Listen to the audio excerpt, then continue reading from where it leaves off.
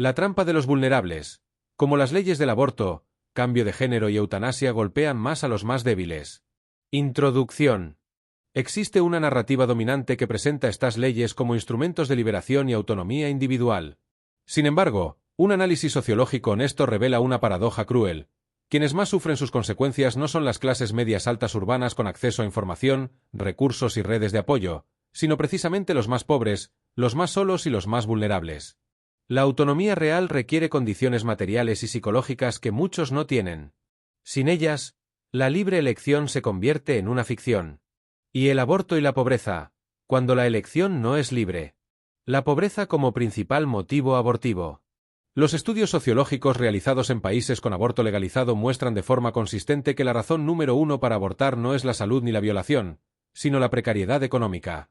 En España, Francia y Reino Unido, más del 60% de las mujeres que abortan citan dificultades económicas como causa principal. Esto significa que, en la mayoría de los casos, no se trata de una elección libre sino de una rendición ante la falta de medios. La ausencia de alternativas reales. Una mujer de clase media alta que se queda embarazada en mal momento tiene opciones reales. Puede permitirse una baja, tiene trabajo estable, cuenta con red familiar, puede pagar una guardería. Una mujer pobre, precaria, sin red de apoyo o en situación de violencia doméstica no tiene esas opciones. Para ella, el aborto no es una conquista de libertad sino la única salida visible. Las leyes abortivas, sin políticas paralelas de apoyo a la maternidad vulnerable, funcionan como una válvula de escape que alivia al Estado de su responsabilidad de proteger a las madres en dificultad. El negocio se nutre de la desesperación. Las clínicas abortivas se concentran geográficamente en barrios populares y zonas de alta densidad de población inmigrante y de bajos ingresos. No es casualidad. Su clientela principal son mujeres jóvenes, pobres y solas.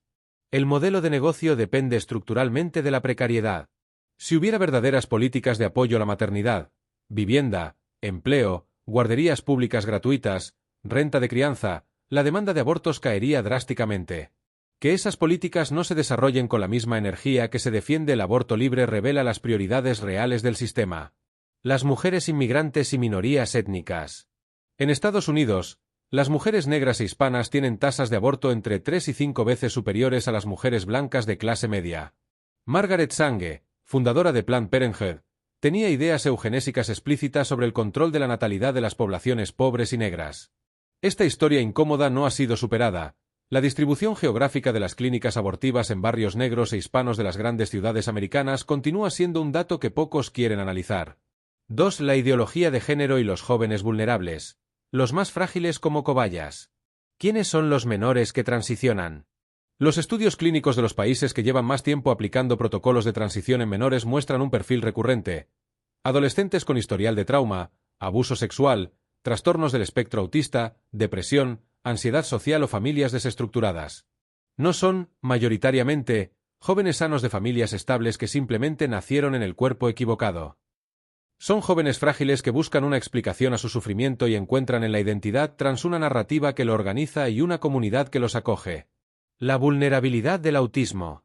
Múltiples estudios, entre ellos los del Tavistock Centre del Reino Unido, cerrado en 2022 tras un demoledor informe independiente, documentan que entre el 30% y el 50% de los menores atendidos en clínicas de género presentaban rasgos del espectro autista. El autismo conlleva dificultades para comprender el propio cuerpo, la identidad y las consecuencias a largo plazo de las decisiones. Aplicar tratamientos hormonales irreversibles a estos jóvenes sin el más riguroso protocolo de evaluación psicológica constituye una negligencia grave. Los jóvenes de hogares rotos y centros tutelados. Como en el caso de Noelia, los jóvenes procedentes de familias desestructuradas, que han pasado por el sistema de protección de menores o que han sufrido abusos, están sobrerepresentados entre quienes solicitan transiciones de género. Son jóvenes que buscan identidad, pertenencia y una narrativa que dé sentido a su dolor. Las redes sociales y ciertos grupos de apoyo, bien financiados, les ofrecen exactamente eso. Pero nadie les ofrece con la misma intensidad terapia del trauma, apoyo familiar o reconstrucción del vínculo. Las familias pobres, sin recursos para resistir. Una familia de clase media alta con recursos puede buscar segundas opiniones médicas, costear psicólogos independientes y tomarse tiempo para evaluar una situación. Una familia pobre, desbordada, sin acceso a información de calidad, se encuentra sola frente a un sistema sanitario que, en muchos casos, valida la transición de forma casi automática. La ley de autodeclaración elimina precisamente los filtros que habrían protegido a estos jóvenes. El negocio farmacéutico y los más pobres. Los bloqueadores de pubertad como la lauprorelina cuestan entre 10.000 y 20.000 euros anuales.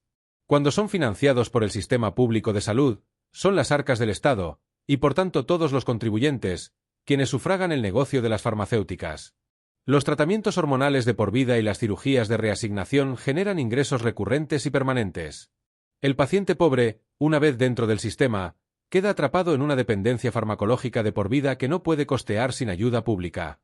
3. La eutanasia y los vulnerables. Morir porque cuesta demasiado vivir. La eutanasia como solución a la pobreza de cuidados.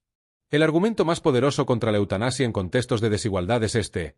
No es lo mismo ofrecer la muerte como opción a alguien que ha recibido cuidados paliativos excelentes, apoyo psicológico intensivo, acompañamiento espiritual y cobertura total de sus necesidades, que ofrecérsela a alguien que lleva meses en una lista de espera, que no tiene quien le cuide, que siente que es una carga y que jamás ha tenido acceso a una unidad de cuidados paliativos de calidad. En el primer caso puede haber autonomía real. En el segundo, hay abandono sistémico disfrazado de compasión. La desigualdad en el acceso a cuidados paliativos. En España, el acceso a cuidados paliativos de calidad es profundamente desigual según la comunidad autónoma, el nivel socioeconómico y el entorno rural o urbano. Un enfermo terminal en una gran ciudad con familia y recursos tiene opciones reales. Un anciano solo en un pueblo, o un enfermo crónico sin familia ni dinero, no las tiene. Para este segundo grupo, la eutanasia no es una opción entre varias, es la única opción visible. Legalizar la eutanasia sin haber universalizado primero los cuidados paliativos es, en la práctica, condenar a los pobres a elegir entre el abandono y la muerte. Los ancianos pobres y la presión familiar. La dependencia económica de los ancianos pobres respecto a sus familias crea una presión sutil pero devastadora. Cuando la eutanasia es legal y socialmente aceptada, el anciano enfermo que siente que gasta los ahorros familiares, que ocupa una cama, que limita la vida de sus hijos, puede experimentar una presión implícita, nunca expresada en voz alta, para no alargar el sufrimiento. Esta presión no actúa sobre el anciano rico con patrimonio propio y cuidadores pagados. Actúa sobre el anciano pobre y dependiente. Las personas con discapacidad y enfermedad mental. El caso de Noelia pone sobre la mesa la pregunta más incómoda. ¿Estamos ofreciendo la muerte a personas que en realidad necesitan más y mejor atención en salud mental? En Bélgica, personas con depresión severa, trastorno límite de personalidad o incluso autismo han accedido a la eutanasia. Estos diagnósticos son más frecuentes en personas con historias de trauma, pobreza y exclusión social. El sistema que no pudo darles una vida digna les ofrece, al final, una muerte ordenada. El ahorro sanitario recae sobre los más enfermos.